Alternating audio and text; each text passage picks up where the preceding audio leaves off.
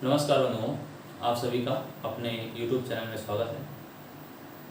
इस वीडियो में आप देखेंगे विराम चिन्ह, वह हिंदी वर्णमाला जो कि पहला टॉपिक था वो भी बता दिया गया था, और इसके बाद भाषा परिवार जो भी थे वो भी आपके कंप्लीट कराए जा चुके हैं। हिंदी भाषा की उत्पत्ति ये भी वीडियो में आपको मिल जाएगा, प्लेलिस्ट में हिंदी की जाना, वहाँ पर आपको सभी वीडियो बारी बारी से मिल जाएंगे। अब चलते हैं आज की वीडियो देखेंगे विराम चिन्ह क्या होता है। सबसे मेन बात, मुख्य बात, शायद आप पहली बार सीख रहे हो ज़्यादातर लोग, क्या कि विराम का अर्थ क्या होता है, तो आप कहोगे ठहराव या रुकना। ठहराव या रुकना।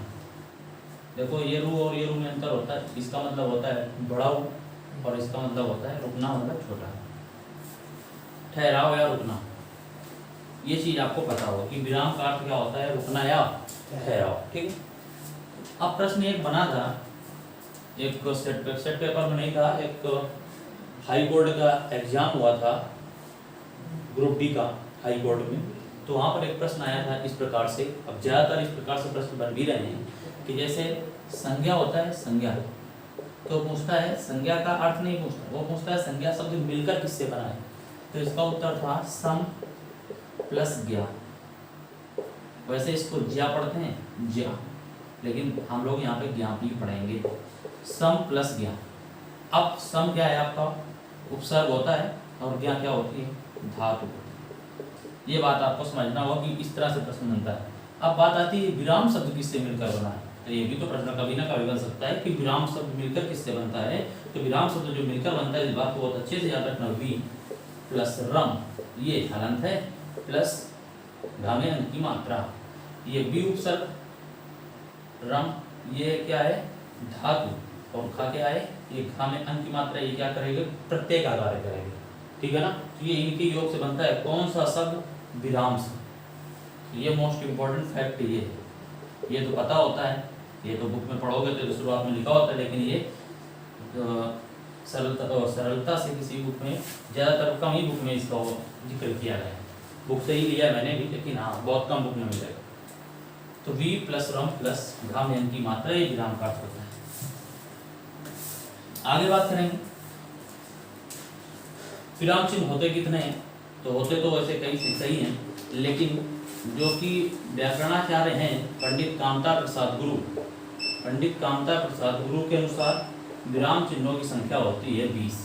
विराम चिन्हों की संख्या कितनी होती है, 20। पंडित कामता प्रसाद गुरु के अनुसार विराम चिन्हों की संख्या कितनी होती है, 20 होती है। तो अब 20 के 20 पढ़ेंगे, कैसे पढ़ेंगे उसको देखते हैं। एक बात और इसमें लिख देना, सभी विराम चिन्ह जो होते हैं वो किस भाषा से लिए गए हैं, तो लिखना क्या, सभी पहले सुन लो, सभी जो विराम चिन्ह 20 के 20 हैं ये अंग्रेजी भाषा से लिए गए हैं। किस भाषा से लिए गए हैं, अंग्रेजी भाषा से। लेकिन एक को छोड़कर, इस एक को छोड़कर, वो भी कौन सा, पूर्ण विराम। पूर्ण विराम को छोड़कर सभी विराम चिन्ह किस भाषा से लिए गए हैं, अंग्रेजी भाषा से लिए गए, पूर्ण विराम को छोड़कर। ठीक है। तो लिख दो, नोट करो, पॉइंट लिखो, मैं लिखाता हूँ आपको। लिखिए, सभी विराम चिन्ह अंग्रेजी भाषा से लिए गए हैं, सभी विराम चिन्ह अंग्रेजी भाषा से लिए गए हैं, पूर्ण विराम को छोड़कर, पूर्ण विराम को छोड़कर, पूर्ण विराम को छोड़कर, पूर्ण विराम को छोड़कर। लिख गया भाई। आगे बढ़े। अब पहली अभी डालना है आपको अल्प विराम। बताएंगे पुलिस में कहां से प्रश्न पूछा गया था। अल्प विराम, अल्प का मतलब होता है, अल्प माने थोड़ा या कम, और विराम माने रुकना या ठहराव, यानी कम रुकना। अल्प मतलब क्या निकला, अल्प माने कम, विराम माने ठहराव या रुकना, यानी कम रुकना। किसमें कम रुकना, जब भी हम कोई वाक्य बोलते हैं, कोई बात बोलते हैं, तो उसमें कहीं ना कहीं में रुकना होता है। कितना रुकना है वो डिपेंड करता है कि वाक्य में कहाँ पर इसका किस प्रकार प्रयोग किया जाए। जैसे कोई भी वाक्य होता है, बहुत ही चर्चित उदाहरण लेंगे। मान लो एक उदाहरण है, उसे मत जाने दो, उसे मत जाने दो। पहली बात तो ये समझो, अल्प विराम का जो प्रतीक होता है वो क्या होता है अल्प विराम का प्रतीक, वो इस तरह से होता है, ये कॉमा है जिसको हम लोग जल्दबाजी में ऐसे लगा देते हैं ना, वो वास्तव में कैसे होता है, ये होता है। ये बात याद रखना, कौन सा ही होगा जो ये बताएगा, ये समझ में आ गया।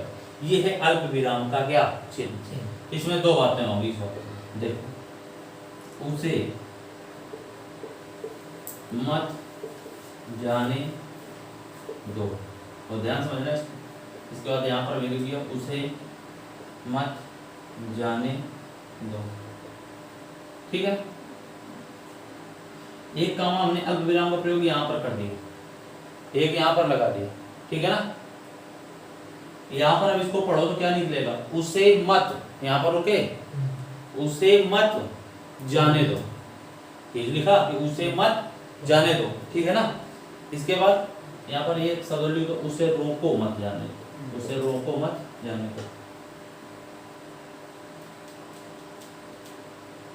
उसे पूरा वाक्य लिख लो, उसे रोको मत जाने दो, उसे रोको मत जाने दो। ये वाक्य लिखा है, उसे रोको मत जाने दो, अर्थ समझ में आ रहा है इसका मतलब क्या है, उसे रोको मत जाने दो। अगर इसमें लगा लीजिए उसे रोको मत जाने दो, इसका मतलब यहाँ से क्या हो रहा है कि वो जाएगा या उसे जाने दिया जाए, और यहाँ पर क्या उसे रोको मत जाने दो, यहाँ पर तो कोई नहीं है। अगर अब यहाँ पे अल्प विराम का प्रयोग और कैसे करें, उसे रोको मत जाने दो, से निकला। इसके बाद यहाँ पर कहाँ का मन लगा दें, रोको के बाद लगा दें उसे रोको मत जाने दो, यानी एक वाक्य से जाने का बोध और एक वाक्य से नहीं जाने का बोध, और वाक्य तो वही है ना दोनों में, लेकिन परिवर्तन किसके द्वारा हुआ, अल्प विराम के द्वारा।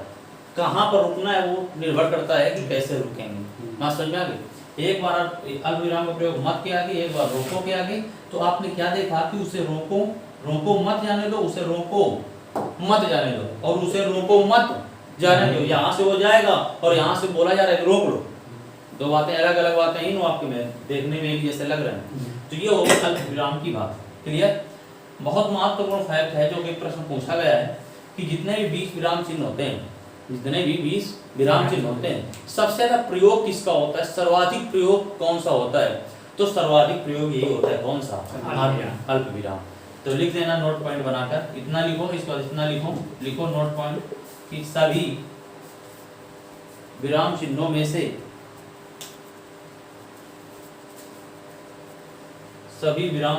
से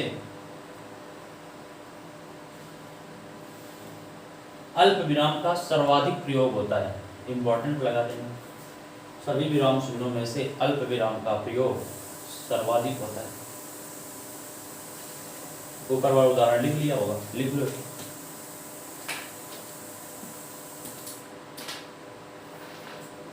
आप लोग भी वीडियो में नोट्स बनाते चलिएगा, साथ में आपको मैं संपूर्ण हिंदी पढ़ा दूंगा, जितनी हिंदी व्याकरण जितनी भी आपके उत्तर प्रदेश पुलिस कांस्टेबल में आती है, ठीक है ना। सर्वाधिक प्रयोग लिख दिया, सर्वाधिक प्रयोग किसका होगा, तो आप कहोगे सर्वाधिक प्रयोग किसका होगा, अल्प विराम का। उदाहरण लिख दिया होगा। इसके अन्य नाम होते हैं बंधु, कौन सा होता है, अन्य नाम, इसे कहते हैं स्वल्प विराम। एक और नाम होता है क्या, स्वल्प विराम।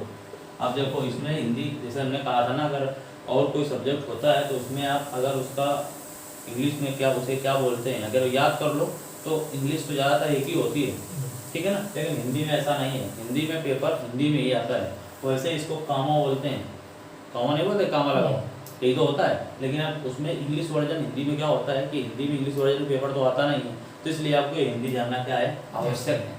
इसे बोलते हैं स्वल्प विराम, इसे बोलते हैं न्यून विराम, इसे बोलते हैं अपूर्ण विराम।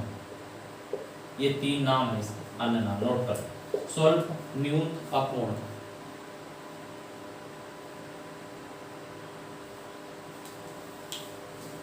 ठीक है भाई, नोट कर लिया होगा आपने। स्वल्प विराम, न्यून विराम, अपूर्ण विराम।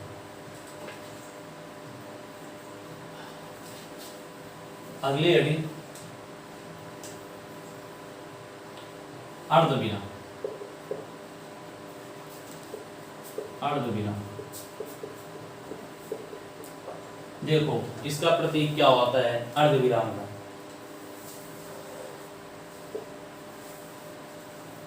वो इस तरह से होता है। अगर पूछे पेपर में कि इस किसका प्रतीक है तो किसका है, अर्धविराम, ठीक है ना। अर्धविराम का क्या है, वो प्रतीक है, ये प्रतीक है। प्रयोग कहाँ पर होता है, कैसे होता है, जहां पर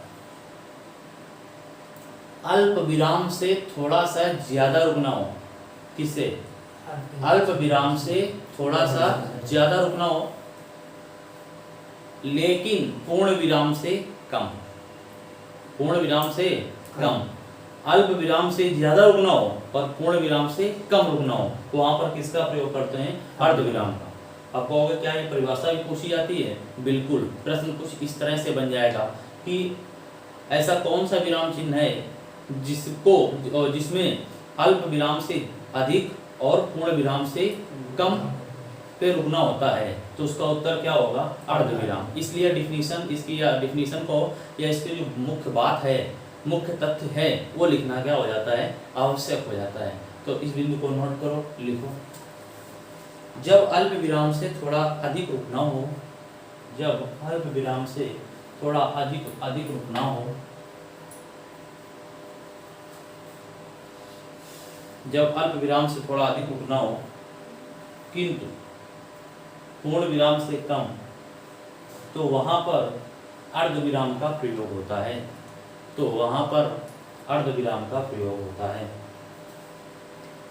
उदाहरण लिख दो, खाना तैयार है, इस तरह से खाना तैयार है, ये यहाँ पर लगेगा अर्धविराम आधे पे। अर्ध का मतलब क्या होता है, अर्ध माने आधा, अर्ध का अर्थ क्या होता है, ये तो बता दिया, फिर भी मान लो कभी आ जाए। अर्ध माने आधा, खाना तैयार है, अर्धविराम का चिन्ह, सब लोग आ जाओ, सब लोग आ जाओ। अब यहाँ पर देखो पूर्ण विराम लगेगा, यहाँ पर लगेगा पूर्ण विराम।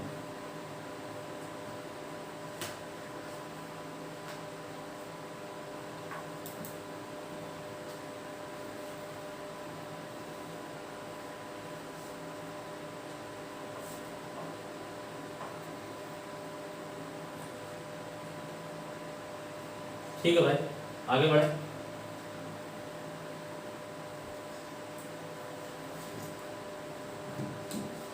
अब लिखेंगे उपविराम। अगला विराम चिन्ह कौन सा है, उपविराम चिन्ह।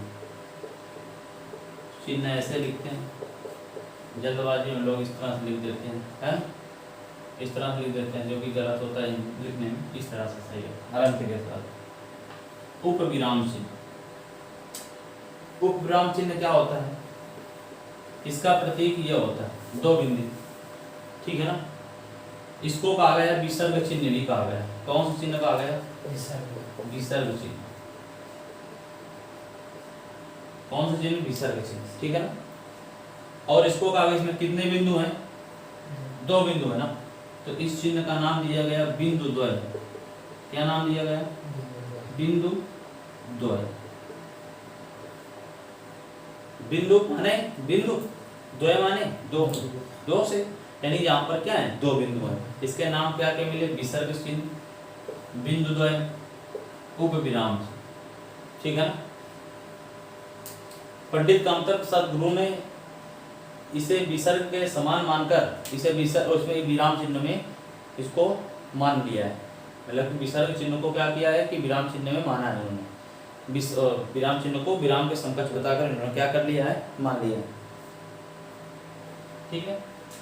तो ये इतना हो गया। इसका चिन्ह का प्रयोग होता है, कैसे होता है वो देखो। जैसे जब निबंध लिखते हैं, जैसे लिखा मोबाइल, निबंध आता है मोबाइल में, गौर किया होगा, ये ऐसे लिख देते हैं और यहाँ पे लिख देते हैं लाभ लिखा मिला होगा, लाभ तथा हानि, इस तरह से। बात समझ में आ गई। जैसे और लिख देते हैं प्रदूषण, इस बिंदु द्वय का प्रयोग हुआ। यहाँ पर हम लोग कैसे लिखते हैं, ऐसे थोड़ी निबंध ऐसे नहीं लिखते हैं, ऐसे हम लोग इसका प्रयोग कर देते हैं सामान्यतया, लेकिन वास्तव में इसका एक अभिशाप, प्रदूषण क्या है, एक अभिशाप है। इस तरह से लिखो, उदाहरण समझ में आ जाएगा। ये विषय यहाँ से क्या हो जाएगा, कंप्लीट होता है।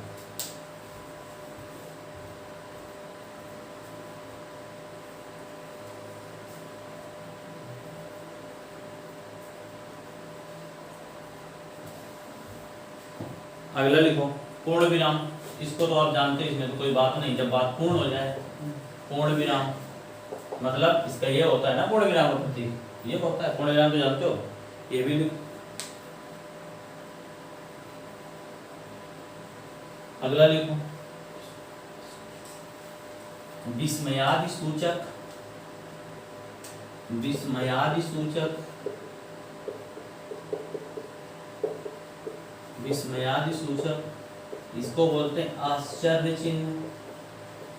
आश्चर्य चिन्ह ये चीज, इसका मतलब क्या होता है आप जानते हैं। इस तरह से बोलो सब लोग, देखो है ना, ये एक लाइन पूर्ण विराम के नीचे क्या है, एक बिंदु है, इसे क्या बोलते हैं, विस्मयादि सूचक चिन्ह या आश्चर्य। लेकिन देखो ये जब प्रश्न पूछा जाएगा तो प्रश्न में आपको बहुत गौर से प्रश्न पूछा गया है, इसको गौर से पढ़ना होता है। विकल्प में पूर्ण विराम जरूर लिखा होता है।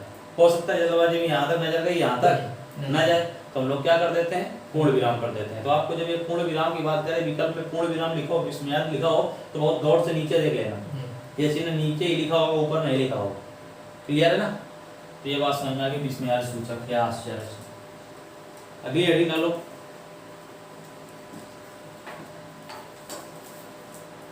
निर्देशक चिन्ह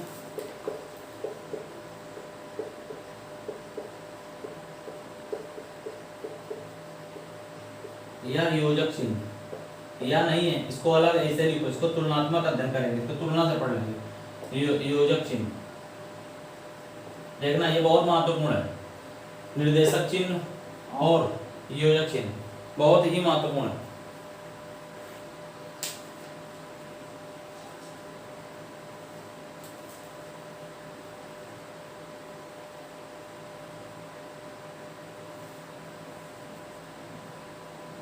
देखो इंग्लिश में इसे अगर बताएं तो इसे बोलते हैं डैश, आवश्यकता नहीं है आपको याद दिलाने के लिए, और इसे बोलते हैं हाइफन। हाइफन ठीक है ना, मार्क। डैश का मतलब है ये होता है और योजक का मतलब ये होता है, ठीक है ना, बहुत ध्यान समझना अंतर। निर्देशक में देखो तो कितने मतलब कि जो वर्ण है वो अधिक हैं किससे, योजक से, ठीक है ना। इसकी जो ये रेखा होगी, ये लेटवी लाइन बोल दो इसको, लेटवी, इस तरह से बोलते हैं लेटवी रेखा। इसकी जो आप ये जो लाइन होगी, इसकी जो रेखा होगी ये कहें, ये बड़ी होगी और इसकी रेखा क्या होगी, छोटी होगी। देखो डैश, यहाँ पर निर्देशक चिन्ह डैश इसको बोलते हैं जो रेखा क्या हो, बड़ी हो। और योजक चिन्ह किसे बोलेंगे, इसको बोलेंगे। बहुत ध्यान समझना। अगर आपको तो पेपर में तो आपको होगा कि हो सकता है दोनों को न समझ में आए, तब क्या करेंगे, तो इस स्थिति में वो एक विकल्प देगा।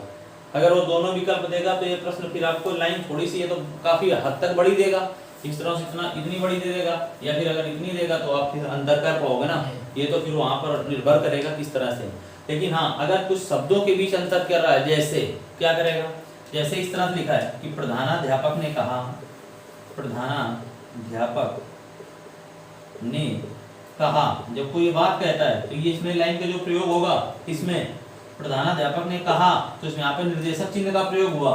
कहा कि कल अवकाश रहेगा, कल अवकाश रहेगा। इस स्थिति में अगर पूछे इस वाक्य में किसका प्रयोग है, किस चिन्ह का, तो वहां पर किसका, निर्देशक चिन्ह का क्या है, प्रयोग है। ठीक है ना, बात समझ में आ गई।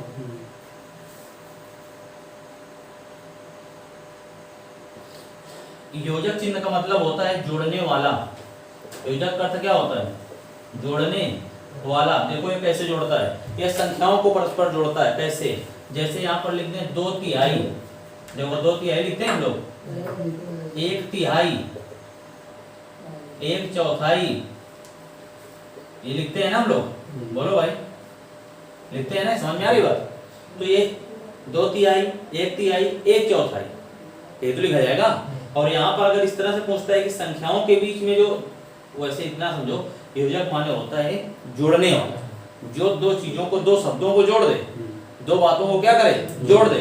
अब जैसे यहाँ पर और देखो, जैसे लिखते हैं हम, यहाँ पर तो इतनी सी बात है कि इसकी जो लेटवी रेखा होगी वो बड़ी होगी, और इसका उदाहरण क्या, प्रधानाध्यापक ने कहा कल अवकाश रहेगा, ये बात यहाँ तक आपको समझ में आएगी। और ये जोड़ने का कार्य करता है। अब जैसे अगर आपसे पूछे जोड़ने का कार्य करता है, तो हो सकता है शब्दों के बीच में ये दो शब्द ही तो हैं, शब्दों को क्या किया इसने, जोड़ दिया, तो ये क्या, कौन सा चिन्ह हुआ, योजक चिन्ह। ठीक है ना। और देखो जैसे हमने लिख दिया धीरे धीरे,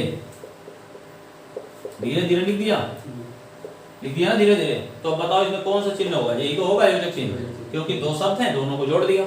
तो एक चीज समझना, ये धीरे धीरे, माता पिता, सुख दुख, ये समास में है। इसको अभी जब समास पढ़ोगे ना तब यहाँ पर ये पुनः मिलेंगे। तो आप कह सकते हो कि जो जिसका प्रयोग समासों में, जिसका प्रयोग समासों में, जैसे लाल लाल, लाल लाल, ठीक है ना। इस तरह से अगर इनका दो शब्दों के बीच में सीधा सा हिसाब, सीधी सी बात आप यही जानिए कि अगर दो शब्दों के बीच में जिसका प्रयोग है तो वो कौन सा होगा? योजक होगा। देखो वहां पर क्या था? दो शब्दों के बीच में नहीं था, क्योंकि प्रधानाध्यापक ने कहा, एक उपवाक्य वहां पर हो गया, वाक्य नहीं हुआ, उपवाक्य हुआ। आगे बताएंगे उपवाक्य क्या होता है। एक उपवाक्य हुआ, डैश लगा ना कि कल अवकाश रहेगा, यानी वो अलग उपवाक्य है और ये अलग उपवाक्य है। लेकिन यहाँ पर तो दो शब्दों के बीच में चिन्ह है ना, तो आप ये कह सकते हो कि समास में भी इसका प्रयोग होता है, इसलिए इसे बोलते हैं सामसिक चिन्ह। कौन सा चिन्ह बोलेंगे? अगला नाम सामसिक चिन्ह। क्यों? क्योंकि ये समास है, लाल लाल, धीरे धीरे, माता पिता, सुख दुख, इसमें समास होता है। समास कई प्रकार होते हैं, उसमें चर्चा करेंगे। 4 होते हैं, 5 होते हैं, 6 होते हैं, इस तरह से प्रकार होते हैं उसके। 4, 5, 6 अलग अलग बातों पे अलग अलग प्रकार होते हैं। तो इसे बोलते हैं कौन सा? सामसिक चिन्ह बोलते हैं। इसे कौन सा बोलते हैं? सामसिक चिन्ह बोलते हैं, ठीक है। और इसे बोलते हैं संबंध, संबंध विराम चिन्ह, संबंध विराम चिन्ह। ये नाम जरूर नोट रखना, ये हिंदी पूछ सकता है, संबंध विराम चिन्ह। और इसी को बोल देता है एक और नाम, योजक है तो इसको, इसी को नाम दे देते हैं संयोजक, संयोजक चिन्ह। ये बातें बहुत अच्छे से याद रखना, आपको एक पुस्तक में मिलने वाली नहीं है, ये आपसे जरूर वादा है। एक पुस्तक में आपको इतनी सब बातें नहीं मिलेंगी। इसे संबंध विराम चिन्ह कहते हैं, सामसिक चिन्ह कहते हैं, संयोजक चिन्ह कहते हैं, योजक चिन्ह कहते हैं। ये इंग्लिश पे मत जाइएगा, ये तो आएगा ही नहीं। ये जोड़ने वाला, जुड़े हुए हैं, उदाहरण लिखो, ढेर सारे इतने, कम से कम तब जाकर आपको बात समझ में आएगी। अगर पूछता है प्रश्न इस तरह से, सुनो, पूछता है प्रश्न क्या है, एक बात कि समासों में किस विराम चिन्ह का प्रयोग होता है, ये भी प्रश्न बन सकता है। तो समास में किसका होता है? तो योजक चिन्ह का प्रयोग होता है, इसीलिए तो इसको सामसिक चिन्ह नाम दिया गया। तो लिख देना कि समासों में योजक चिन्ह का प्रयोग होता है, नोट पॉइंट करके लिख देना, समासों में योजक चिन्ह का प्रयोग होता है। नोट कर लो, क्या क्लियर होता है।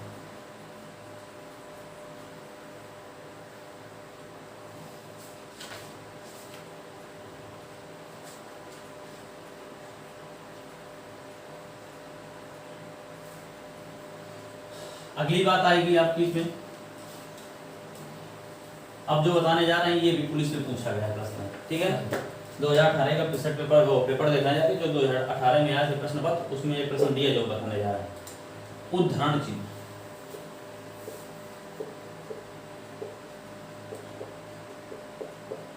ठीक, इसी को बोलते हैं अगला नाम अवतरण चिन्ह।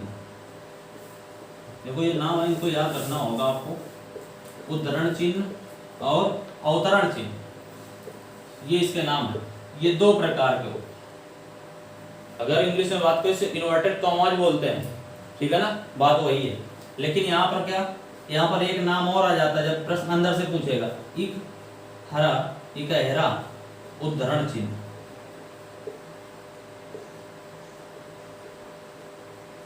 दोहरा उद्धरण चिन्ह। बस आपको इनके अंतर समझना है।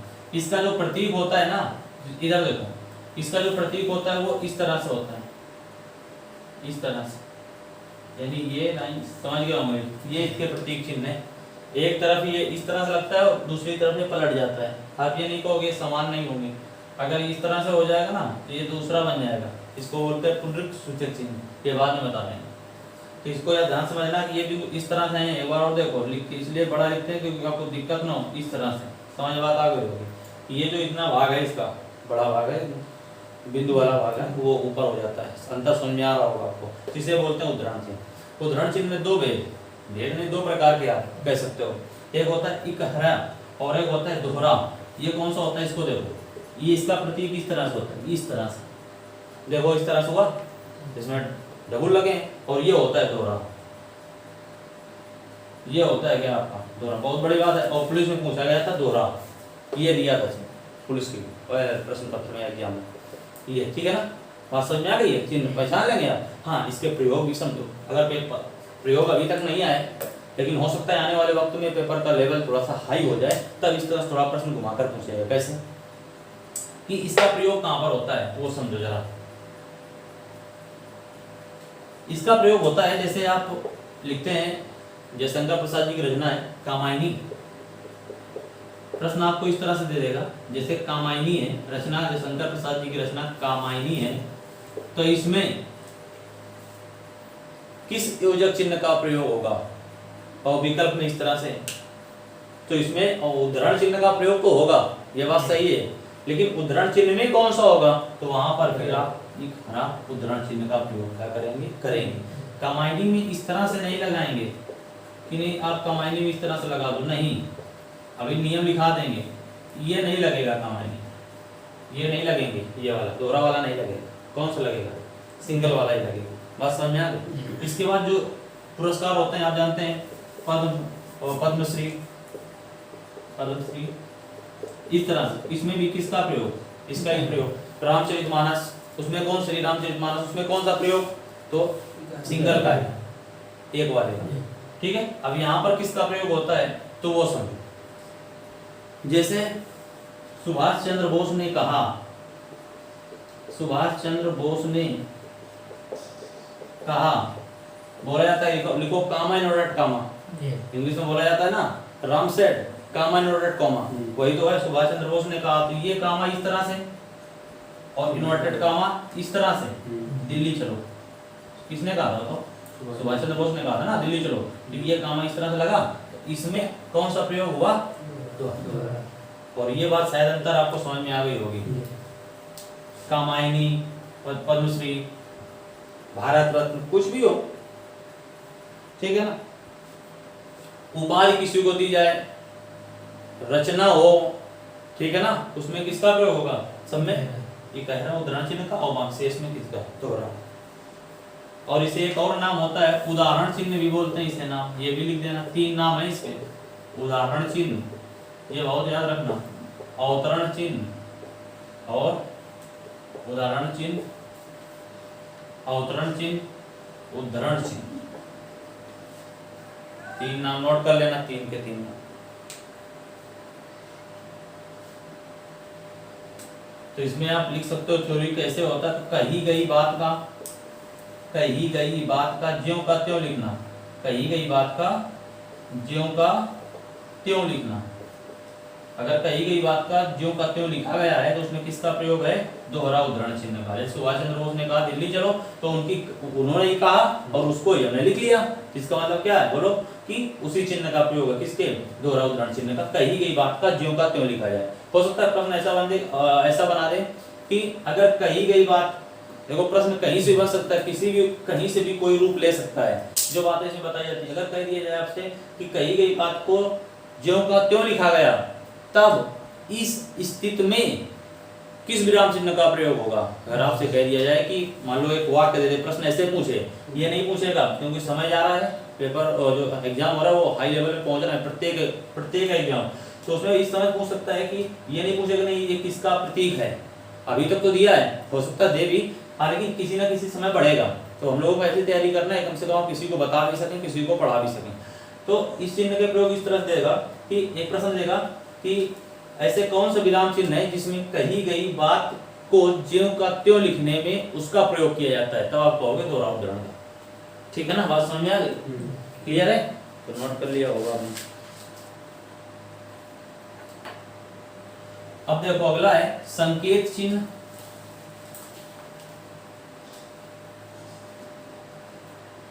संकेत चिन्ह इसी को बोलते हैं लाघव, लाघव चिन्ह, लाघव चिन्ह, और इसी को बोलते हैं संक्षेप सूचक चिन्ह। 3 नाम है इसके, नोट कर लेना, संक्षेप सूचक चिन्ह, संकेत चिन्ह और लाघव चिन्ह। ठीक है ना, देखो ये बहुत सिंपल होता है, कोई दिक्कत नहीं। इसका जो प्रतीक होता है ना वो इस तरह से होता है, ये छोटा सा एक बिंदु होता है, मतलब कि इस बिंदु से जो विसर्ग वाला बिंदु था ना, इससे बड़ा लो, आप कह सकते हो शून्य लिख दो, छोटा सा लिखेंगे, बड़ा सा नहीं, छोटा सा होता है। और एग्जाम में आता है तो किसी भी रूप में लिखा, उसमें कोई दिक्कत नहीं, छोटा बड़ा हो, लेकिन कुछ इस तरह से होता है। जैसे इसका प्रयोग कहाँ होता है, जैसे हम लोग लिख देते हैं, देखो डॉक्टर लिखा, तो यहाँ पर देखो इस तरह हम लिख देते हैं, गौर किया होगा। जैसे लिखा हो प्रोफेसर, तो प्रोफेसर ऐसे लिखना न लिखें तो हम लोग केवल इतना भी जो लिख देते हैं प्रोफेसर, ऐसे बना देते हैं। ये कौन सा चिन्ह होगा, ये लाघव चिन्ह नाम से ज्यादा प्रचलित है, तो इसलिए अन्य नाम है, इसलिए इनको भी ध्यान में रखना है, ठीक है ना। जब कम लिखना होता है तो इसका प्रयोग करते हैं, ठीक है ना। बात समझे कि नहीं, यही लाघव चिन्ह है, क्लियर। नोट करें, संक्षिप्त में लिखने के लिए लाघव चिन्ह का प्रयोग किया जाता है, इसलिए इसका नाम संक्षेप सूचक चिन्ह है, संक्षिप्त में लिखना। अगली बात करेंगे आदेश चिन्ह या विवरण चिन्ह। अब ये उतना महत्वपूर्ण नहीं है, लेकिन फिर भी पढ़ेंगे। आदेश चिन्ह या विवरण चिन्ह, इसी को बोलते हैं विवरण चिन्ह। ये क्या होता है, ये इसका प्रतीक देख लो, ये प्रतीक इस तरह से होता है वो, ये जो लाइन होगी इतना इतनी बाहर निकली होगी इतनी, और ये बिंदु के ऊपर होगी इस तरह से, ये इसका प्रतीक है। जैसे लिखा हुआ नारी, इस तरह से बिंदु बना दिए, इस तरह से लिख दिया शक्ति का प्रतीक, हेडिंग जब डालते हैं शक्ति का प्रतीक, नारी शक्ति का प्रतीक। यदि ये बिंदु यहाँ पर ऐसे, इसके थोड़ा सा पहले आगे होगी बात समझ में। जिसे साहित्य लिख दें, साहित्य, इस तरह से बिंदु बनाया, मानवता का दर्पण, साहित्य मानवता का दर्पण। अगर इस तरह से पूछ ले कि इसमें किसका प्रयोग है, इस चिन्ह को क्या नाम देते हैं, विराम चिन्ह को, तो आदेश चिन्ह या विवरण चिन्ह।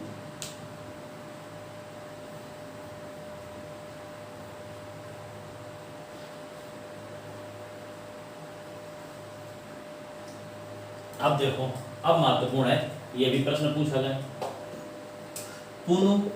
पुनरुक्ति सूचक चिन्ह, पुनरुक्ति सूचक चिन्ह। दूसरा मार्क लो, नीला वाला नीला वाला, पुनरुक्त सूचक चिन्ह, पुनरुक्त सूचक चिन्ह। देखो पुन शब्द बना है पुना से, किससे, पुना से, यानी बार बार जो है। जैसे तो इसका प्रतीक चिन्ह इस तरह से होता है, इस तरह से। कैसे, जैसे आपने देखा होगा कहीं पर कोई चीज लिखी जाती है, जैसे मान लो किसी का नाम लिखा जाता है किसी पेज में, तो हम लोग लिख देते हैं श्री, श्री लिख देते हैं, फिर उनका नाम लिख देते हैं। तो जब दूसरा नाम लिखना होता है तो हम लोग किसका ये प्रयोग कर देते हैं, देखा है, ऐसे ऐसे नहीं प्रयोग कर देते हैं। मान लो किसी का गांव का नाम भी मान लो कुछ लिखा है, तो उसके नीचे समान आ गया, तो हम लोग क्या कर देते हैं, ये तो कर देते हो।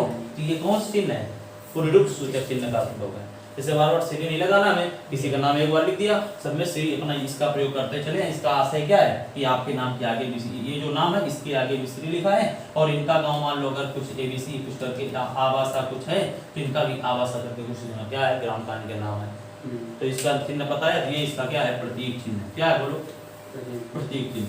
प्रतीक चिन्ह भी समझे, और इसका प्रयोग क्या है वो भी बात, यह बात भी आपको समझ में आ गई होगी। इसका प्रयोग कहाँ करते हैं, बात समझ आ गई ना। जहाँ पे रिपीट करना हो, ऐसे एक लाइन लिख दिया उसके ऊपर लिखना हो, बात समझ में आ गई कि नहीं आ गई, बोलो भाई, क्लियर। आगे चलें, पुनरुक्त सूचक चिन्ह समझ में आ गया होगा, ठीक है। इसके बाद बहुत इंपॉर्टेंट महत्वपूर्ण है त्रुटि विराम चिन्ह, यह बहुत महत्वपूर्ण है, इसको ध्यान से समझिए। त्रुटि विराम चिन्ह, इसी को बोलते हैं हंस पद, इसी को बोलते हैं काक पद,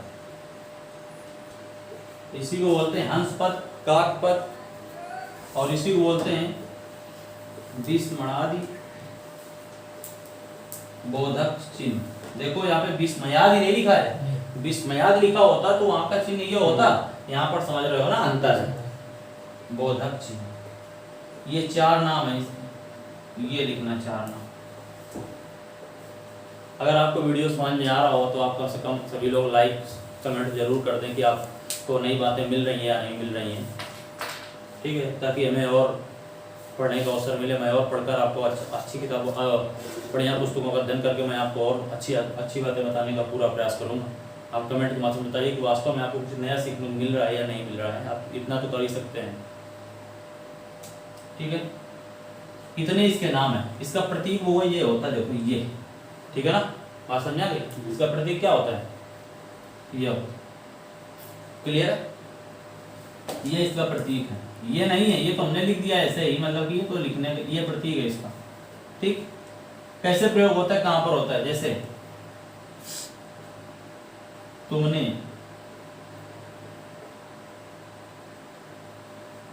तुमने गाया, ठीक है, तुमने गाया लिख दिया। अब बताओ तुमने क्या गाया होगा, गाना गाया होगा ना। अब यहाँ पे देखो गाना लिखना क्या होगा, भूल गए।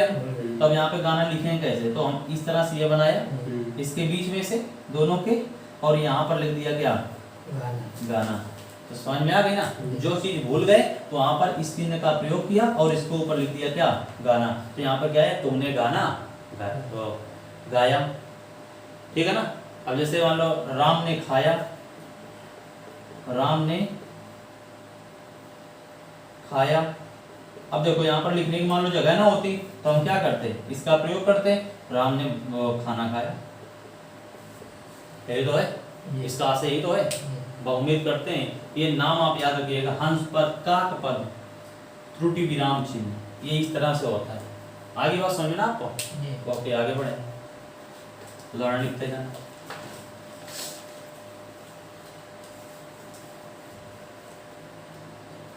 जब कोई वाक्य में कोई, तो ये भी मतलब थ्योरी से प्रश्न बन सकता है कि जब कोई वाक्य लिखते हैं तो कोई शब्द जब छूट जाता है तो उस शब्द को लिखने के लिए किस विराम चिन्ह का प्रयोग करते हैं, तो त्रुटि विराम।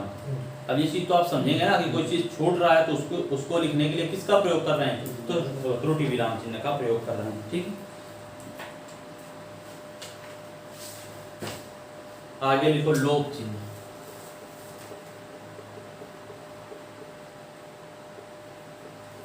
लोप चिन्ह, लोप चिन्ह।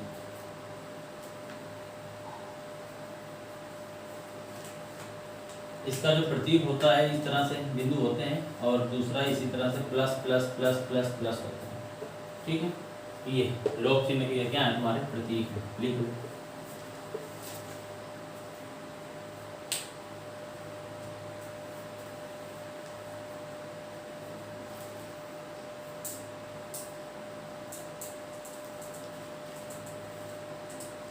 देखो इसका प्रयोग कहाँ होता है, जैसे थोड़ा सा लिख दें, थोड़ा सा लिख दें, मतलब कोई वाक्य है, वाक्य पूरा ना लिखें, वाक्य पूरा ना लिखें, उसमें थोड़ा सा लिख दें और आगे कुछ भाग छूट जाए, यानी उसका छूट जाए, तो उससे इससे बात पता चलती है कि इसके आगे और कुछ लिखा हुआ है। कैसे हुआ, देखो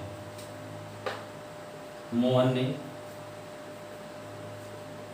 खाना। अब बताओ, जिसको हम ऐसे से करते हैं ना, तो वास्तव में ऐसे ऐसे होता। तो ये बताओ इसका मतलब क्या है, मान लो हमने लिख दिया मोहन ने खाना, तो आगे तुम पूरा करोगे ना, क्या करोगे कि खाना खाया, या प्लस प्लस लगा दें, इसका मतलब इसमें और कुछ जुड़ेगा, ये तो है सेंस, इसमें और कुछ जुड़ेगा, तो मोहन ने खाना खाया। तो शायद ये भी लोप चिन्ह भी आपका कंप्लीट हो गया। ये पूछा नहीं गया अभी तक वैसे।